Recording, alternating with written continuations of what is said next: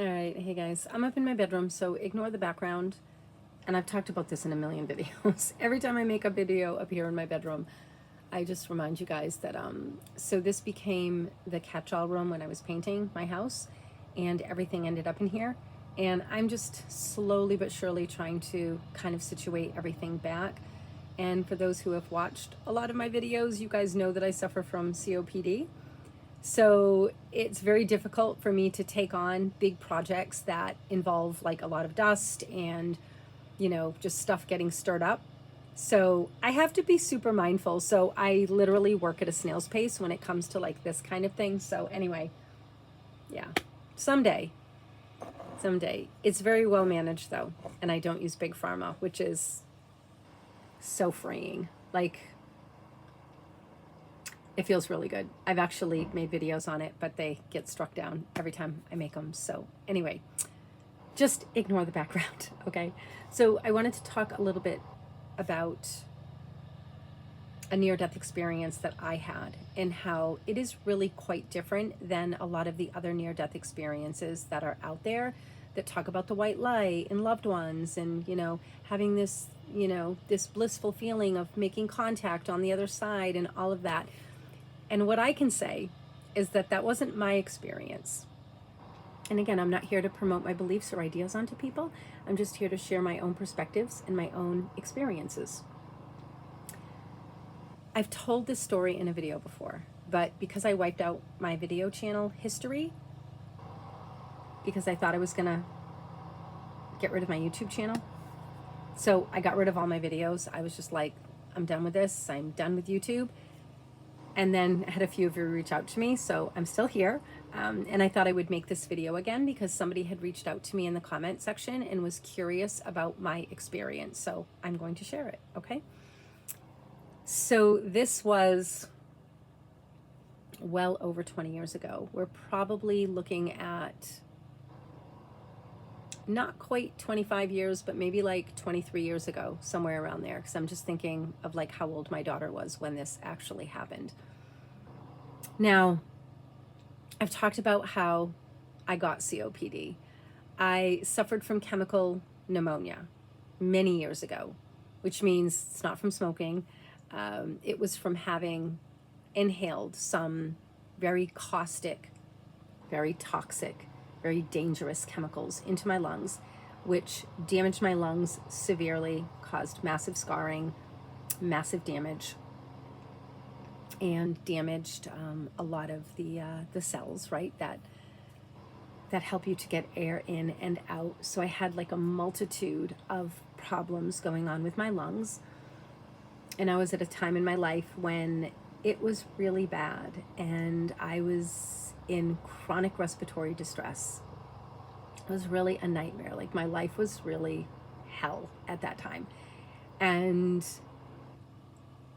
I was doing the best that I could do to keep myself alive, to keep my oxygen levels, where they weren't so low that like my face was turning blue and gray, which it had done on multiple occasions. And I was just not at a good place. It was not a good place in my life. And my daughter was about 5 at the time of the incident. And it was wintertime. And my daughter was outside and she was playing outside, and our neighbors, and I'm like pointing because it's like right there, I can see it right here. Their driveway goes down at a little bit of a slant. It's not like a massive hill, but it's a pretty good slant. And my daughter had her sled and she was sliding down their driveway. And I was outside watching her. And she's going down the driveway and she ended up hitting an icy patch, and her sled started to go out of control. Like it was going so fast. And I kept telling her to get off the sled. I'm like, just roll off the sled, like get off the sled. And she panicked, right? So she didn't get off the sled, and the sled was heading right for the garage, and the garage door was closed. And I knew she was going to smash right into the garage door. And I just, my instincts kicked in, and I started running and chasing after the sled.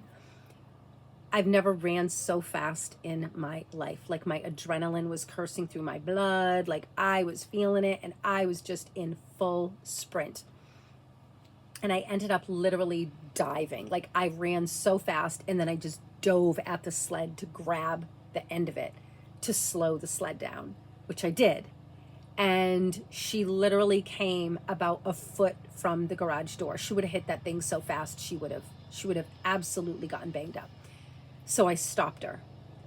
And all of a sudden, I literally could not breathe. And I started to feel that panic. Now, I already had a lot of adrenaline in me because of what happened.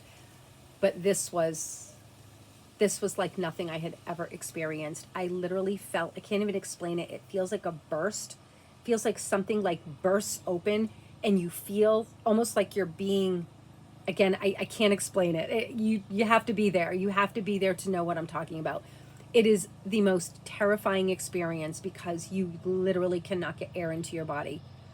And it's super fucking scary. And I thought, oh my God, is this the day that I die? Like, is this the day that I die? Now, up until this point, I had not gotten an inhaler for many reasons. I don't do well with drugs. I have a metabolic issue where I don't metabolize drugs well. Every time I take drugs, they seem to make me worse. And so I had actually been managing it without medications, struggling, but I was managing it. So I didn't have an inhaler on me. And I was trying to get to the house to get to my things that I took and things that I did. And I started to walk back to the house and she sees me leaving. I couldn't even talk to her. I couldn't speak. I had no breath. I couldn't speak. Nothing. I literally just turned around and started walking to the house, knowing that I needed to get in the house and get to my stuff. And I'm starting to like see stars. I'm out of it. I'm starting to like black out. And the panic that I felt was something that I had never experienced in my life before. Actually, maybe one other time in my life. Yeah, actually, there was another time in my life that I was in a full-fledged panic when I was almost, gang raped by a bunch of guys at a college party. So I had felt this feeling before, but this was different because I couldn't breathe. So it was like I couldn't breathe and I thought I am going to die. And so I am heading back to the house and my daughter is chasing me and she's like, "Mommy, mommy, mommy." She like didn't understand why I was ignoring her. So she's following me in the house. I might get a little emotional because this is actually really, really hard story for me to like communicate. Because it was on the edge. I literally thought I was going to leave this planet that day, leave my fucking 5-year-old. I didn't have my son at the time. It was just my daughter. And that's one of the worst feelings for a mother is to think that you're going to leave your children here without you. So I'm trying to get into the house and I walk into the house and at this point I am literally starting to black out and I made it to the bathroom and I had some stuff up in the cabinet. And as I went to reach for the cabinet, I literally just, I couldn't even get it. And I turned my body and I don't even know why or how, but I turned my body and I fell onto the toilet. And I remember falling back and I remember my head hitting behind me.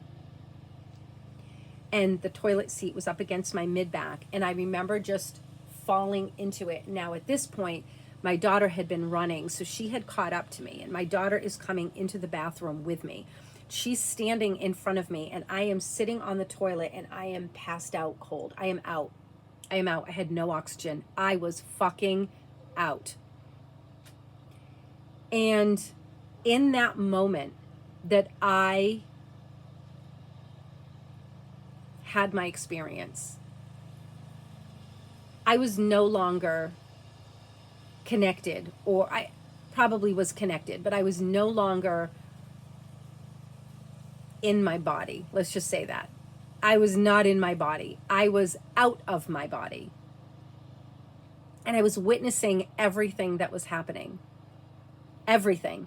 I could hear my daughter, "Mommy, mommy, mommy, what's happening to you?" And now she starts crying and now she's screaming. She's banging on me and she's hitting me and she's saying, "Mommy, mommy, mommy, what is wrong with you? What is wrong with you?" And again, to experience this as a mother, like your child is so helpless, and your child sees their mother like basically dying. Like, I don't think I had gone the full 3 minutes without air yet, though. So my body was still technically alive, but I was out of my body. And she was crying and screaming and trying to wake me up. And she's going, "Mommy, mommy, what is wrong? What is happening to you? What is happening to you? Mommy, mommy, mommy." But I was completely out of my body. And I was at such peace. And even though it was sad, like knowing that my daughter was experiencing this trauma, this horrific feeling of watching her mother like this, I was at complete peace. And I had no white light. I had no bells and whistles, nothing. It was just this extreme sense of being in a way that I had never experienced in my life. And I was very aware of my daughter and what was happening in that room, but yet I was very much in a different state, was not aware of my physical body in that moment. So the panic was gone. There was no panic. I wasn't like, "Oh my God, I'm gonna die, I can't breathe." I was just completely like in this abyss of like pure contentment and just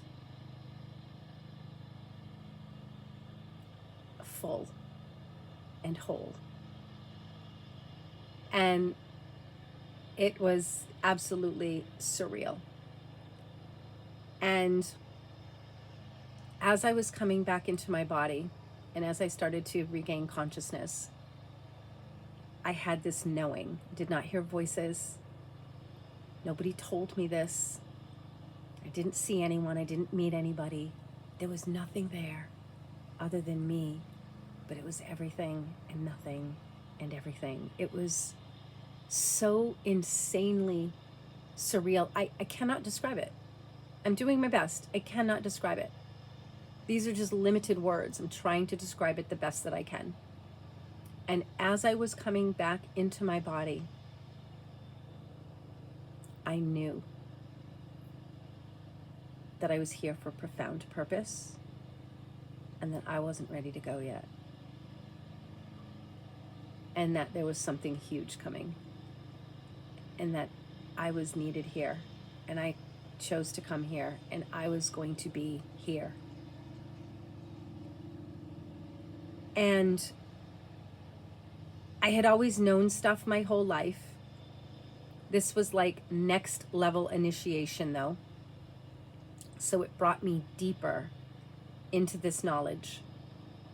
And for as much as I was still scared because I couldn't breathe, and I still like wasn't sure what was happening or what have you, I had this knowing. I just had this knowing. And I came back and I opened my eyes and I sat up and I still can barely breathe. And I literally just sat there and I just kept saying to myself, "You're going to be okay. You're not ready to leave. You're going to be okay." Then I was like, I'm going to be okay. I am going to be okay. I am not ready to leave. And all of a sudden I felt like more of me started to embody. Even though I wasn't feeling better, I was still miserable. I still could barely breathe. But something had settled in me having that experience. And I don't know how long it took me to actually get some of my stuff back. I don't really remember. I was able to get some of my stuff and I took it. It didn't really help a whole lot though, because I was in a full-fledged crisis at that point. But I didn't die. I suffered for a while and I was pretty miserable for a while. But I didn't die. And I came close to it a few times. I've had times where my oxygen levels were really low, where my husband really wanted to take me to the ER. but there was something in me, and I don't know what it was. I didn't want to go on steroids, and I didn't want to go on inhalers and nebulizers, and I just didn't want to. I didn't want to do that, even though I should have done that. Like, that would have been the sensible thing for anybody to do, but I was so resistant to it. And you have to remember, I've always known about what's coming.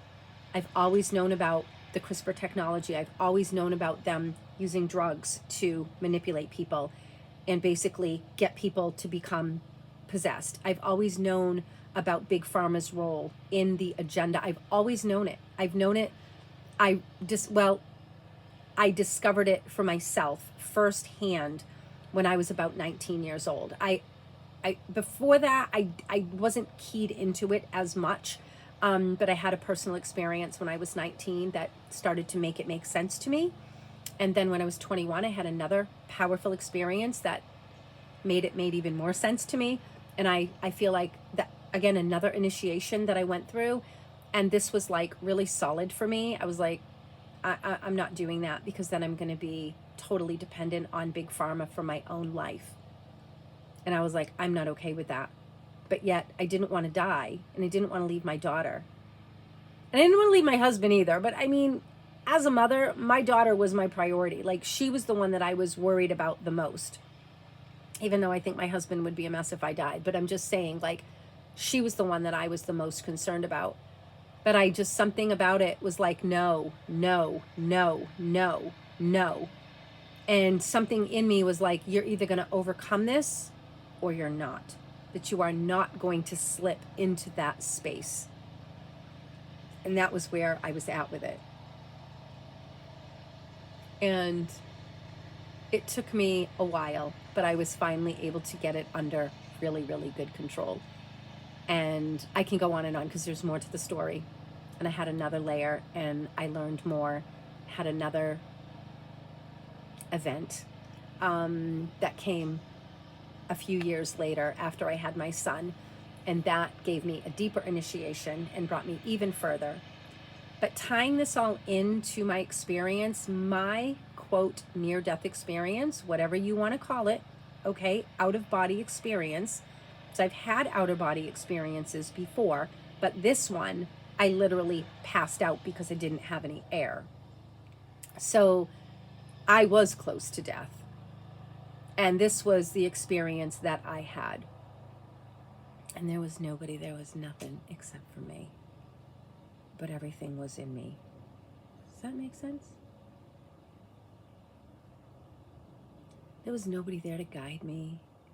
I had my own light. I had my own knowing, my own sense of everything. And it was all within me. And it was an incredible experience.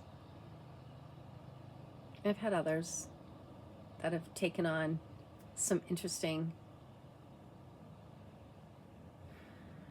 perspectives, I guess, is the way, because it seems to be different than a lot of the stuff that's out there. And I think what you'll notice is they hype the near-death experiences of the white light and the family members and all of that. And I've never believed that. I've always known in my soul that that was a trick.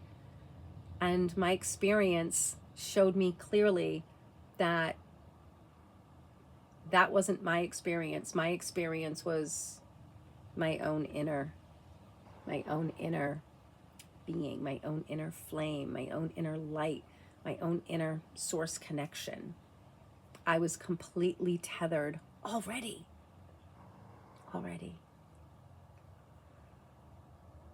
So that was my experience. And I share it, not to convince, okay? Just to share. Because I try to be very cautious that I don't buy into other people's stories. Everybody's got their own experiences. And just because something happens and it's real is relative. I understand that, okay? But an experience that you have, just because you have it, doesn't mean that it's not a deceptive experience. I've had a lot of deception in my life too. I've had those forces try to deceive me in ways that would blow your fucking mind. Things would happen in my reality that were trying to convince me that I was being guided by this force to move in a certain direction. And thank goodness my instincts and my intuition are strong, because I would only go so far with it. And then I'd be like, wait a minute. I'm getting all of these mind-blowing, profound signs, signals, and guidance to the point of batshit crazy insane. Like crazy. Stuff would literally manifest in my reality to get me to move in a certain way. And it was happening all the time, trying to lead me into a certain direction. But my instincts and intuition would kick in and be like, sometimes I'd go in a little bit, like I'd get in there like halfway, maybe even a little further. And then all of a sudden something's like, no. And that started really getting me questioning the supernatural world. And that was when I started to realize that the supernatural world is littered with these nefarious forces. And they are capable of miracles. They're capable of giving you signs and signals and dropping things in your way. Think about something and boom, it manifests and you think, oh, but that's the false light. And that is what I discovered. Now, it's not to say that all signs are false light. I don't mean to say that at all. I was actually driving home last night. I'll just tell this little story real quick. I had a super busy day yesterday. I had a wedding during the day, and I went to the farm to get my stuff, and then I stopped to visit my mom on the way home. And it's, my mom is about an hour away from me. The farm that I go to is about another 20 minutes away from that. So the farm that I get my raw milk and some of my stuff from is an hour and a half away. But my mom lives about 20 minutes away from it. My sister does too. And the friends that got married lived in that area as well. So I was there all day yesterday. I finally left my mom's at like 7 o'clock, and I'd literally been gone all day. The wedding was at noontime. And I left early to hook up with my sister first. And so I'd had a long day. And I got home.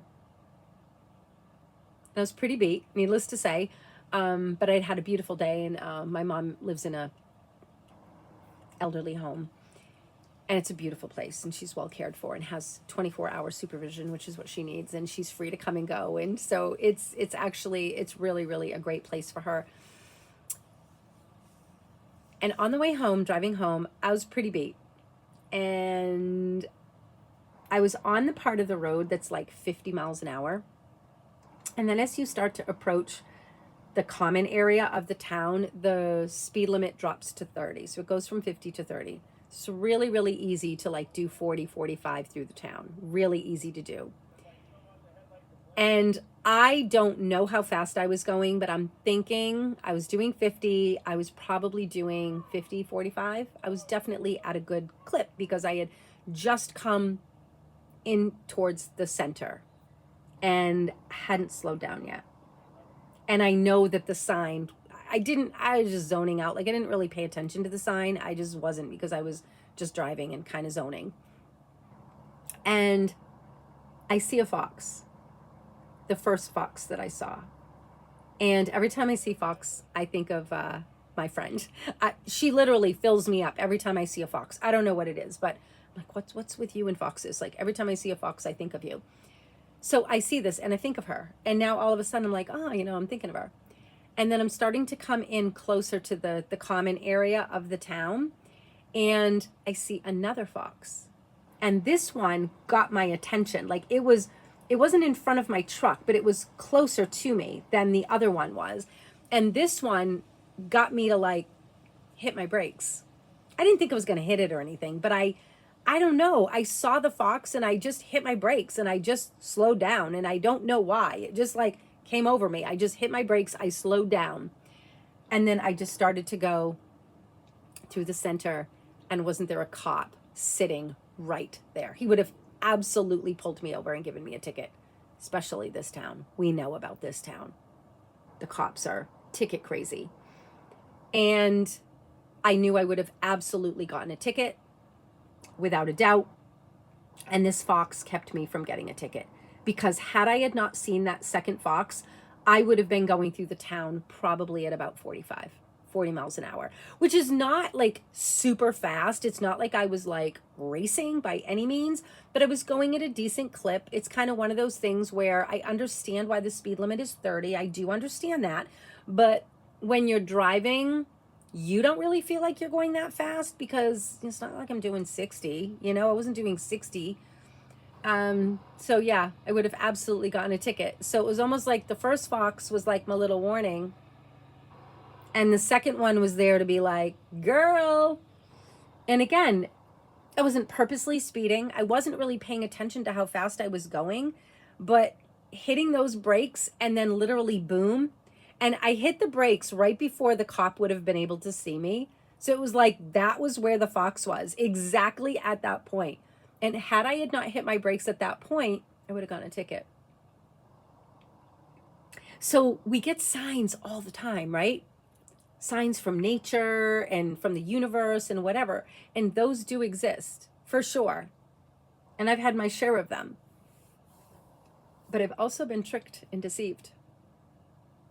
Really crazy stuff too. And the interesting thing is, the deceiver was trying to get me to consider things that initially my instincts and my intuition were like, mm-mm.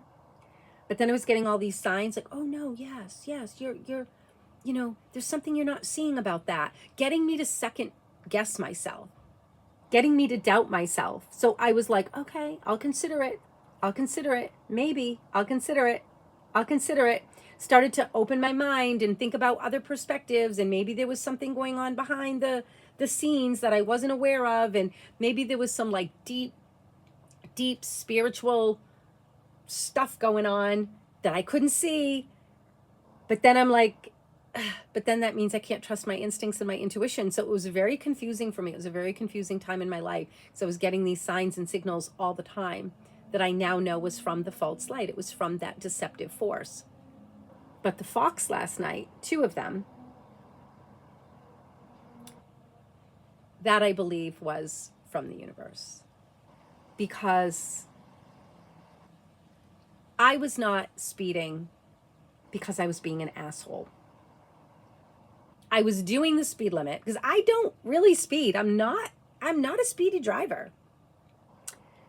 I try to be very mindful because I realize I'm on the road with other people and accidents happen all the time. And I don't want to kill someone. I don't want somebody to kill me. When I'm driving, I want to stay far enough away from people so that if something happens, I don't get caught up in it. And I think I'm a pretty decent driver. So it's not like I was being an asshole. But I hadn't slowed down yet. I was still going at the clip that I was going because it was 50 miles an hour. And as I started to get closer to the center, I probably slowed down a little bit, but I didn't slow down nearly enough.